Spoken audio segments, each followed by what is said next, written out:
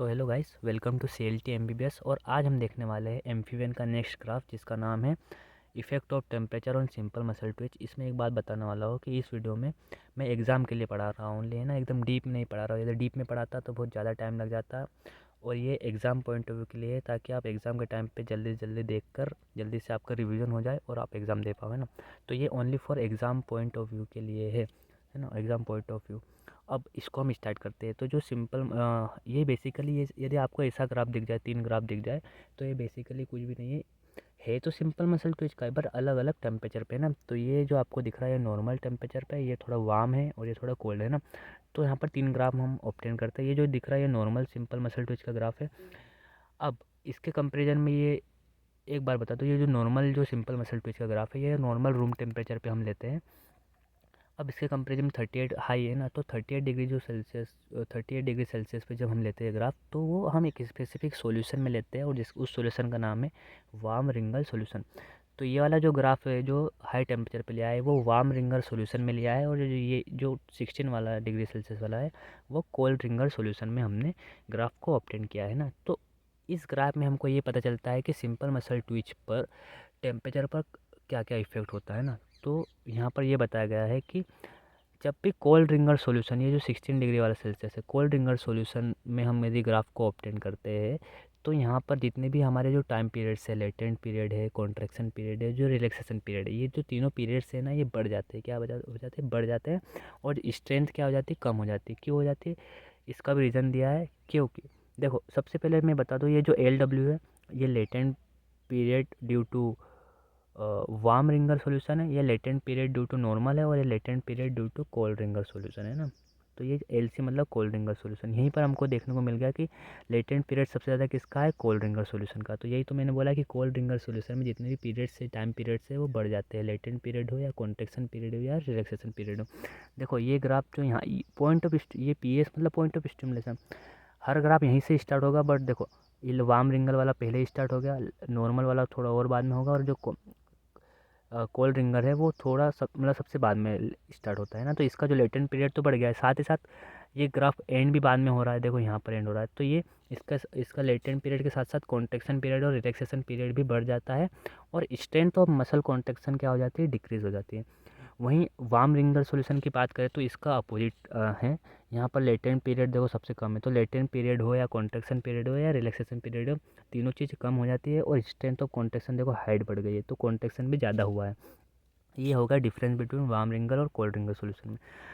हमको पता है ये तो क्या नॉर्मल सा मैंने सिंपल मसल ट्विच में बता दिया है। ये टाइम ट्रेसिंग है 100 हर्ट्ज, इसकी ट्यूनिंग फोर्क की फ्रीक्वेंसी 100 हर्ट्ज। स्ट्रेट लाइन जो होती है वो बेस लाइन होती है। ये लेटेंट पीरियड है, ये पॉइंट ऑफ स्टिमुलेशन है।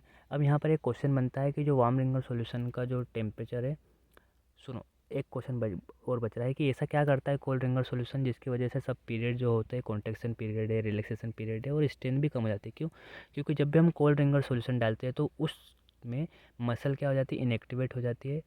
साथ ही साथ कोल्ड रिंगर में टेम्परेचर कम होगा, क्योंकि टेम्परेचर तो कम, कोल्ड रिंगर इसलिए तो बोला इसको, तो टेम्परेचर कम होने की वजह से जो विस्कोसिटी जो होती है फ्लूइड की, प्लाज्मा या फिर जो भी मेटा फ्लूइड की, जो बॉडी फ्लूइड की जो विस्कोसिटी है वो कम हो जाती है, क्योंकि टेम्परेचर कम करने पर विस्कोसिटी, सॉरी अब उल्टा बोल दिया, टेम्परेचर कम करने पर विस्कोसिटी बढ़ जाती है ना। टेम्परेचर बढ़ाने पर हमारी विस्कोसिटी कम होती है, हमको पता। और टेम्परेचर कम करने पर विस्कोसिटी बढ़ती है। विस्कोसिटी मतलब थोड़ा गाढ़ा हो जाता है फ्लूइड, तो गाढ़ा होने की वजह से जो भी रिस्पॉन्स की जो स्पीड है वो सब स्लो हो जाती है ना। तो टेम्परेचर कम करने पर वार्म रिंगल कोल्ड रिंगर सॉल्यूशन में टेम्परेचर कम करने पर विस्कोसिटी बढ़ जाती है, जिसकी वजह से रिस्पॉन्स की जो वेलोसिटी है वो कम हो जाती है, और अदर मेटाबॉलिक रिएक्शंस भी स्लो हो जाती हैं। उसकी वजह से जो रिलैक्सेशन पीरियड है, कॉन्ट्रैक्शन पीरियड है, जो लेटेंट पीरियड है, ये एकदम धीरे धीरे होता है, मतलब ज़्यादा टाइम लेते हैं। तभी तो ये लेटेंट पीरियड है और कॉन्ट्रैक्शन पीरियड और रिलैक्सेशन पीरियड की जो ड्यूरेशन वो बढ़ जाती है, और मेटाबॉलिक ज़्यादा एक्टिव भी नहीं रहती मसल, तो इसके लिए जो कॉन्ट्रैक्शन जो है वो भी कम आता है ना। तो कोल्ड रिंगर सॉल्यूशन में सभी चीज़ें बढ़ जाती है और स्ट्रेंथ कम हो जाती है। वही वार्म रिंगर सॉल्यूशन में इसका अपोजिट है। ये हो गया क्वेश्चन, ये हमारा लगभग पूरा हो गया। मैं एक दो क्वेश्चन और देख लेता हूँ यदि इसमें हो तो।